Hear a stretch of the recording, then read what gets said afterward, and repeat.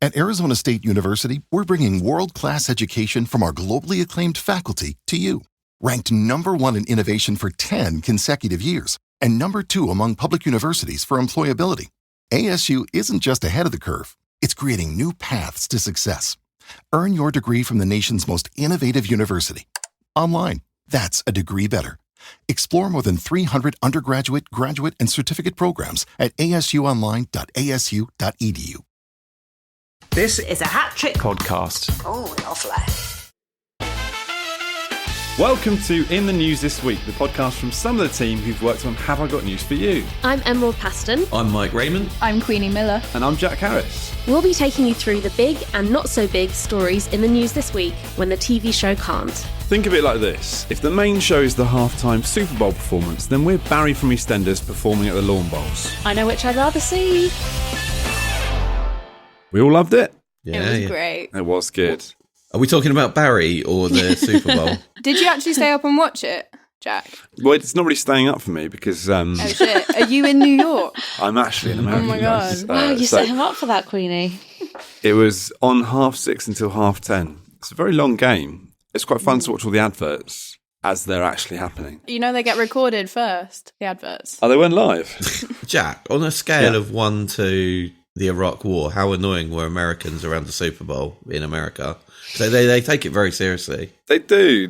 I think in the UK, we think it's worse because when you speak to a British American football fan, they're kind of insufferable, aren't they? It's like their life. Yeah. I've fortunately never met one. Oh, wow. They'll be very happy to tell you all the rules. Great. And how they know who this next player is going to be really good and stuff like that because they all play drafts. They play drafts? Not the game drafts. Oh. They are part of a draft, like a Vietnam fantasy football league. I tell you, I went to a Super Bowl party. There was good food. Oh, that's what you want. Is there like a common food that is had at all the Super Bowl parties? Well, have you ever had this before? My friend Steve made a buffalo cheese chicken dip. I've had buffalo chicken in Buffalo. Was it in a cheese dip, though, Emerald? It was like a blue cheesy thing, I think. Yeah, basically it was just a big tray of cheese and chicken. It was great. Like a trough. It was a trough. People just lower their head between touchdowns. I mean, as exciting as the Super Bowl is, we need to move on to round one, where we will discuss the big story of the week, the surge of reform. A lot of the weekend papers were talking about a couple of polls these last few weeks about them becoming more popular. And Labour and the Tories have started to panic a little bit. They're trying to work out how they can stop this kind of surge of Farage. Is it a surge? What would you call it? A surge? A splurge? This Farage front. A dribble of Farage? Oh, my God. A dribble of Farage. I like to think of it like you have like a hole in your roof. It's like a dampening. Oh, a dampening of It's something Farage. slightly That works. like inconvenient that's spreading out from the corner of your ceiling. And you know you should get a specialist in to look at it. But instead of getting a specialist, Labour and Tories are like, how can we be a better mould in this case? How can we have more damp in this country? Yeah. Let's add that in. Labour really have taken a shit with their clothes on. Like, I was just looking through the list of all these things. There's this WhatsApp group that I know we're going to talk about, and the ineptitude of Starmer. Wes Streeting the other week was laying into people on benefits. They were filming a video of migrants being deported to use to be like, look how good we're doing. And it's just like, if you go back a year ago, you could swap out all these headlines and put in Tory, Sunak or any of his cabinet, and it'll be exactly the same. And I'm not saying it's easy, but Labour said they were going to hold themselves to a higher account. And I know we said this before, but they really have not helped themselves. They've kind of admitted that they haven't really done anything in the last 6 months or 7 months, because that was their strategy for the general election, was like, don't really do anything. And then you can't really go wrong. Do you know what? That was my strategy for my A-levels. So how did they go, Mike? It went really badly. They're kind of doing less than nothing, though. They're making things worse. Well, no, this is their change of tact, Queenie, now. They've Switched. said that they're really smart. No, they've been so impressed by basically Trump and the way that he's got all his stuff done so quickly that they now basically they want to emulate Trump in order to try and pacify Nigel Farage. They've got this new, it's coming back, it's been there before, but they're calling themselves Blue Labour. No. They're all about faith, flag and family. And you kind of think, okay, it's interesting. They're going to take this tact. And the founder is this guy called Lord Glassman. He got invited to Trump's inauguration by J.D. Vance, who's very interested in Blue Labour. You think, okay, all right, that's not the best sign. And when he was out there, he got a gift of cowboy boots, which actually is quite fun. I'm quite jealous of that. But he hung out with Steve Bannon, Oh, God. Trump's former aide. Apparently Bannon is set to come to the UK and see some of the blue Labour MPs. He gave him a present as well, actually. It was like this headgear. It's like this sort of hood, and it's white, and then it goes really well with the cowboy boots. But you still think that if that's the thing they're pointing towards, to be like, oh yeah, this is the thing that's going to help us. They're trying to like out Farage. Did you see the leaflet they did? I didn't see it. What was it? Oh, because obviously got the local elections coming up, and Labour are going to get a hammering. So they've done it in the same blue and white and black as the Reform logo, and it says Labour hits 5-year high in migrant removal. And it's basically trying to make it look like a Reform leaflet praising Labour. Oh my God. And again, this is the sort of thing the Tories were doing this time last year and in the build-up to the election, and the sort of thing that Keir Starmer was being very po-faced about. This makes no sense. Because, like, if you're a voter who actually wants everything that Farage is saying, you're going to go for the strong leader who's saying that, not the person who's pretending to believe that to get you to vote for them. Yeah. So I don't understand in what world this makes sense. I just feel like the polls are really confusing right now because, yes, they're all saying that Reform is kind of pushing ahead or doing better than we would have expected. But then there's another poll that YouGov has just released that's saying that basically when you compare Keir Starmer to every other leader in turn, he's always coming out on top. And in fact, Ed Davey, I think, comes ahead of Nigel Farage as well. So I'm just very confused by polling and the public. If I was doing a YouGov poll, I'd just be checking any box, to be honest. No, it doesn't really make any difference. Just getting through to your free voucher. Yeah. If they held an election now, Labour would get 200 or something seats, Conservatives would get 190, but Reform would get 102. And you're like, that's kind of wild. And they also mentioned that Lib Dems would get 70. So like basically Labour and Conservatives couldn't form their own government on the number they've got. So they'd have to form a coalition. So if I was the Lib Dems, I'd be going full in on Farage. I'd be supporting him because it means that you're almost definitely going to get coalition, right, if it comes to a general election, because How they can't. would that coalition work? They just make a lot of TikToks. Oh no! Yeah. I don't. Not a Lib Dem with Reform. Oh, I was No, going no, to say. no, I was no. going to say that's like a Winnie the Pooh with Sauron. No, if they push Reform to go higher, then it means that it takes stuff from Labour Right, and okay. Conservatives, and then they can go there. Which you kind of think Ed Davey, absolutely love it. It's also interesting that Labour's not really doing anything, because I understand why the Tories aren't doing anything. After taking that much of a loss, you kind of can't be coming out with any policies because no one's listening and no one cares until it gets closer to that next election cycle. There was an article today where a couple of anonymous MPs were like, Kemi Badenoch hates doing media, and what she should be doing is like getting a clip on the news every night or eating a sandwich, I don't know. Yeah, they said in opposition you have to turn up to the opening of an envelope, which again I was thinking Ed Davey comes to mind. He'd be there, wouldn't he? And he'd be really earnest about it. Like a shot.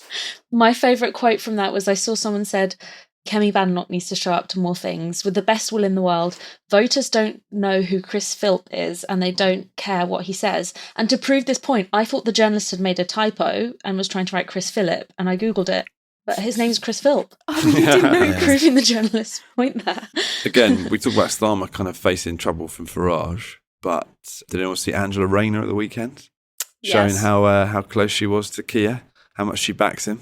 Oh. I think it's another quote of hers, right? She did not deny the fact that she said that Starmer do incapable of running a bath. Yeah. So you want is your right-hand woman. And she also didn't deny the Prince Andrew comment that was reported as well. That nonce. I mean, it's probably a smart thing because there's probably quite a lot of proof that she did say it. Yeah. Although I noticed she was out with her and Keir Starmer. They were out with King Charles because he's really into housing. So they went to King Charles' favourite housing estate and got him to go around it and talk about like a nice estate. Oh, I was going to say, it was like the king picked out his not Peckham, his favourite one. No, but like, I just thought there's a lot of pictures of Angela Rayner walking around with Charles. And there's one where they're out having a bit of a laugh, and it looks like Charles is saying to her like, "Did you really call him that nonce?" But they're getting a bit of heat for that. Because then they've announced a raft of housing measures, and people have said they've done it on purpose to drag the king into it, so that it makes it harder for people to complain about it. Oh, right. Because it would chop their heads off and take their swans away. King's got a lot of houses. He could give some. And William. I think one thing, obviously, that they have been trying to do as a party is flex their sexist and racist abilities by setting up WhatsApp groups, obviously. Labour MP Andrew Gwynn was sacked. He's the junior minister, health minister. I think there was a second one as well. Oliver Ryan. He's just been suspended, hasn't he? Yeah. And the group they're in is called Trigger Me Timbers. And I just think any group chat that like has a joke about triggering in 2025, I just think you should delete WhatsApp. They're MPs. It's like, yeah, come on, guys, you know what's going to happen. How do they not know better? I know one of them wasn't an MP when he joined the group, but the other one, Andrew Gwynn, said he wanted a cyclist to be run over in his constituency and stuff like that, and he wanted like an old lady to die. And you just think, because she complained about something. Again, it's the same thing they were hammering the Tories for being out of touch and callous. Mm-hmm. The only thing that was quite good about the Andrew Gwynn story was that he tweeted out an apology. And, he obviously meant the apology because he said, I deeply regret my badly misjudged comments and apologise for any offence I've caused. He spelt comments with 3 M's. So he didn't even proofread his apology. No. So obviously he's thought long and hard about it. I've got a question for you guys. Have you got a group you're in? Obviously not that's as bad as that, but if your WhatsApp was released, what's the worst damage that could happen? Honestly, my mum has sent some of the most libelous things I've ever read in my life. No, I'm joking, of course not. Your poor mum. I've met your mum and she's a delight. I want the nation to know that. It's always the ones you least expect. Mike, do you reckon you'd be embarrassed if the Warhammer WhatsApp group messages did get leaked and people could see the sort of in-depth Warhammer knowledge that you were sharing? What are you about to do, Jack? No. It sounded like you were blackmailing. It sounded like you were about to leak it. I haven't seen anything. Yeah. You'd be loud and proud, Mike, wouldn't you? You can't hurt me anymore. No, anymore.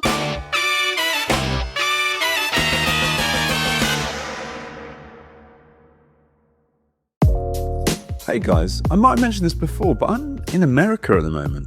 Here we go. Yeah, once or twice. One of the things that was super helpful for me last time I was here was getting NordVPN on my laptop. A VPN is a virtual private network, which basically means it encrypts your online activity and hides your IP address. So it means you're protected from any third parties trying to access your personal information. And I use it when I'm out the country, so I know when I log on anywhere on a public Wi-Fi network, I'm protected online. What's the time there at the moment? I'm working on Eastern Standard Time. East Coast, baby. So you're probably nearly asleep, right? That makes sense. You didn't react to my whole America thing. You're just tired. Oh yeah, totally. Definitely the time difference. To get the best discount off your NordVPN plan, go to nordvpn.com/in-the-news. Our link will also give you 4 extra months on the 2-year plan, and there's no risk with Nord's 30-day money-back guarantee. You can find the link in the podcast episode description box.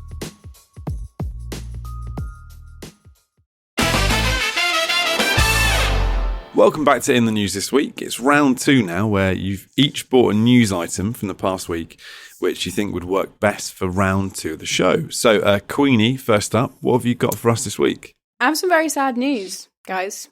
Oh, no. The National Poo Museum in Sandown, Isle of Wight, which their slogan is, "Have you been?" is closing after 9 years. Oh, short tenure. But in order to become a touring exhibition. Okay. So they're taking turds on tour, basically. They got a portaloo. Floating it around the UK. I'm sure that's how they're going to do it. Thames Water's sponsoring. The idea for the museum devoted to the output, is what is put here, output of practically every species on Earth, came to Daniel Roberts, the curator, when he almost stepped in a lynx dropping during a walking holiday in Sweden.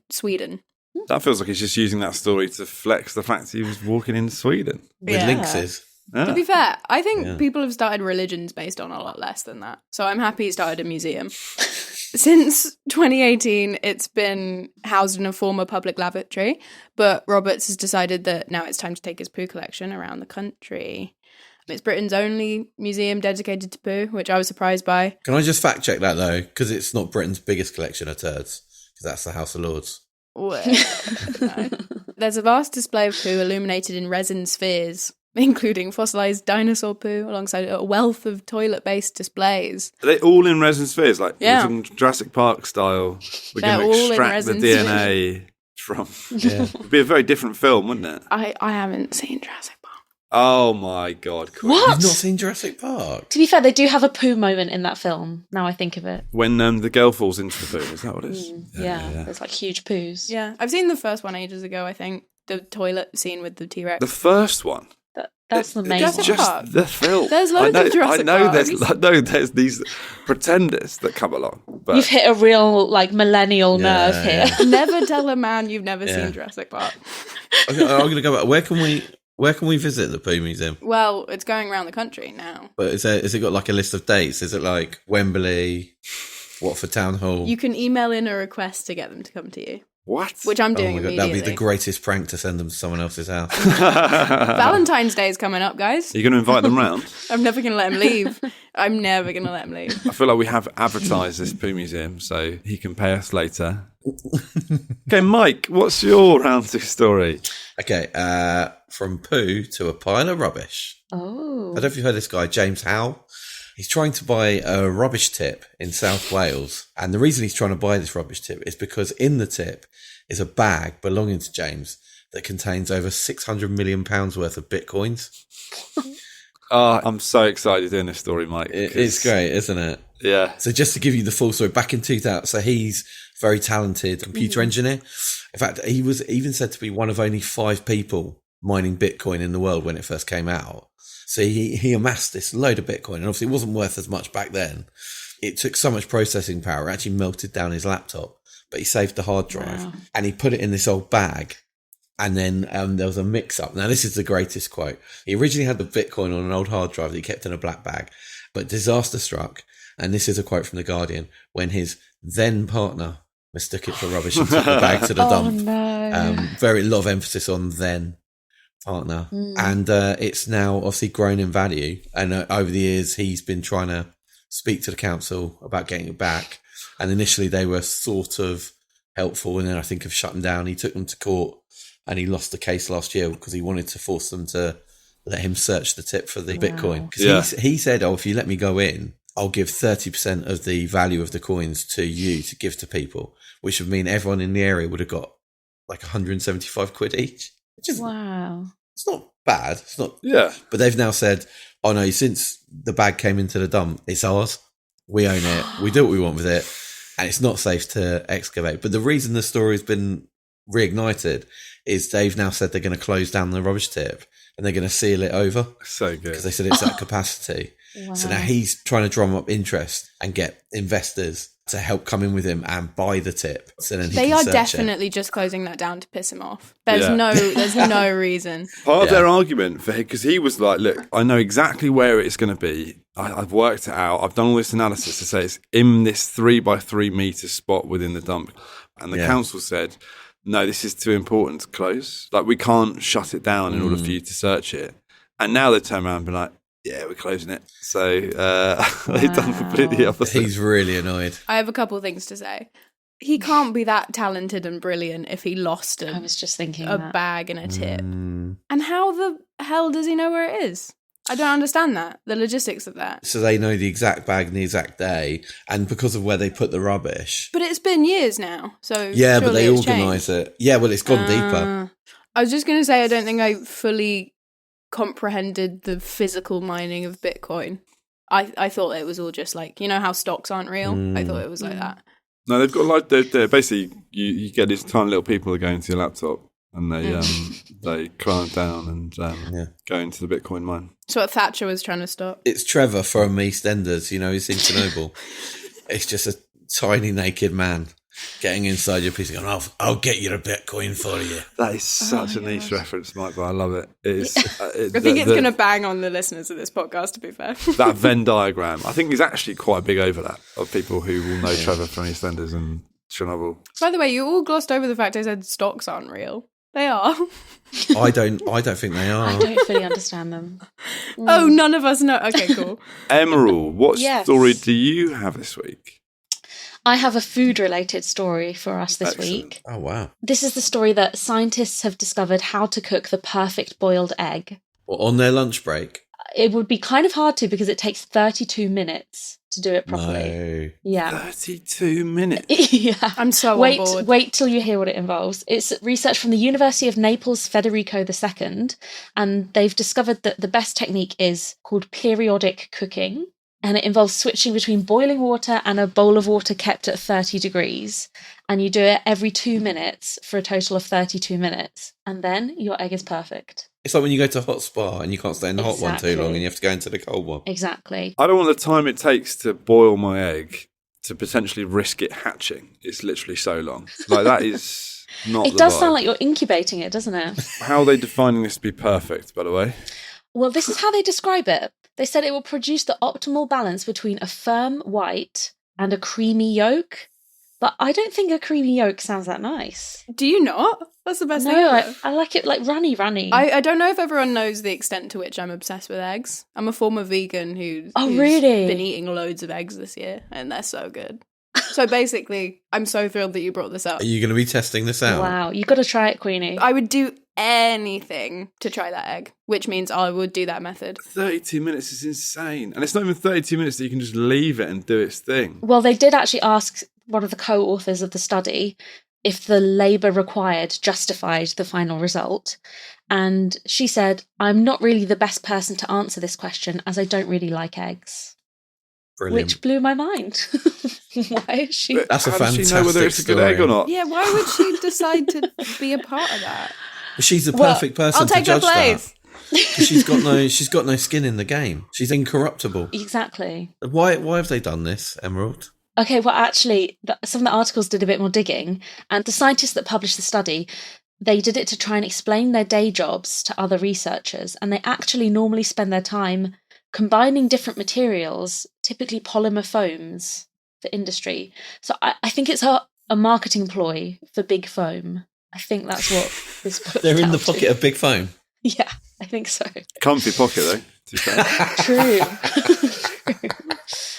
Queenie, are you actually going to do this? Yes, I've never been more serious about anything in my life. Because I would like the feedback on next week's podcast, please. The result is that I'm going to do it badly. I'm going to say you're going to get 6 minutes and you get bored and then you're trying to eat that egg. Okay, I'm definitely doing it now. You've said I'm not going to.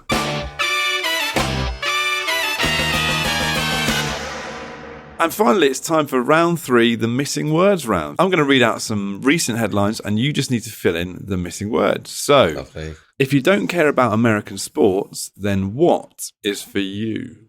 Having a high IQ. Netball? A balanced world view. All good guesses. The actual answer is, if you don't care about American sports, then the superb owl is for you. Oh.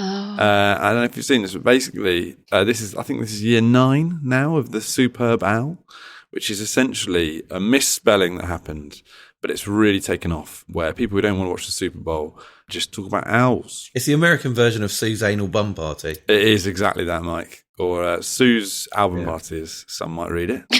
That was one of the famous early great hashtags. As a Susan Boyle was having an album launch, and they used the hashtag Susan Album Party, and everyone just read it as Sue's Anal Bum Party.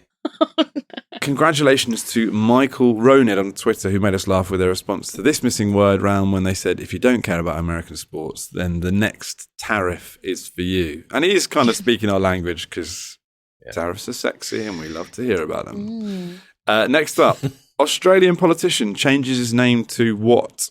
Didgeridoo. Noel Edmonds. Oh, is it one of those where it's like none of the above? It's been That's clever. cheeky. Mm-hmm. Now, the answer is Australian politician changes his name to Aussie Trump. So his name was Ben Dawkins, and he's officially changed I changed his my name too. Would you change it to Austin Trump, though? From Queenie? Ben Dawkins, yeah. Austin or Aussie? Austin Trump, which he is Aussie dubbing for himself short. as Aussie Trump. You can't make up a new name for yourself and then shorten it just for votes. Sorry. He said he did it as a political protest against the tyranny and systematic corruption of the Australian government. So obviously he's done it as a homage to the most well-known anti-tyrannical and anti-corruption figure in politics, Donald Trump. To be fair, that's actually one of the most highbrow things to happen in Australian politics sometimes. And last, but obviously not least, couple enjoying a walk in the woods stop to what? Dog. Oh, Queenie. Oh, wow. Mucky brain straight in here. Wow. To have a lovely time, maybe, Queenie? I was saying that. Pick up some new poo for the Poo Museum. They're curators. I like Yeah. it. Well, I'm really disappointed Queenie took it there and took it down a mucky route. The actual answer is, couple enjoying a walk in the woods stop to find sex pictures stuck to a tree. It was mucky. It was mucky all along. Queenie was along the right lines. So normally on the show, this is one that's probably on the edge. We wouldn't go too mucky, but the word sex pictures is very funny. Yeah. Not 6 pictures. I don't think that would make the news if someone found 6 pictures in the woods. It's actually sex pictures, which equally probably shouldn't be in the news either. So wait, were they going out specifically to find them? Or they just chanced across them and it became a headline? So this is the thing. The couple in question, they sound a slightly suspect, if I'm honest. Oh, no. No, really. They were on a walk and they said they were there, bold as brass, those pictures, really showing off. But they said that they looked like they'd been there for some time as they were fading. So they sort of discovered these old sex pictures. Why is this news? And you should go for a walk anywhere in southeast London. But they said we stopped off to have some tomato soup. Sure they did. We found a spot out of the wind and walked towards some bushes. This is very specific. Oh my God. Are they in the pocket of Big Soup? Big soup. The soup's an unnecessary detail. Is this going to turn out? Well, no, the soup is definitely like you've been caught and you've had to say... We were doing something perfectly wholesome. Yeah. I think I was right with my original guess. It's something wonderfully nostalgic about this story. I'll say it as you guys are a bit younger, but pre-internet. You'd have your sex picture tree that you go to, wouldn't you, Mike? Well, not far off. Everyone of my age or older had a friend who had an older brother who claimed that there was a bush somewhere where nudie pictures would be left under. Turns out that somewhere was Manchester. Yeah, so I think it's probably left over from a more innocent time, yeah. Happy and nostalgic for the old times. Yeah, it makes me feel warm inside. I'm tearing up now. Thank you for listening to In the News this week. If you've enjoyed this episode, please give us a 5-star rating on Apple Podcasts or Spotify. For updates on the show, make sure you're following Have I Got News For You on Instagram, TikTok and Twitter. You can also get in touch with us by emailing podcasts@hattrick.com. That's hattrick with 2 T's. Make sure you're followed and subscribed to the podcast wherever you're listening to it now, and we'll see you here for next week's episode. Bye. Bye. Mike, don't go to that tree just yet, mate. In the News this week is presented by Jack Harris, Queenie Miller, Emerald Paston and Mike Rayment. The producer is Diggory Waite. The executive producer is Claire Broughton. And the music is by Big George. In the News this week is a Hat Trick podcast.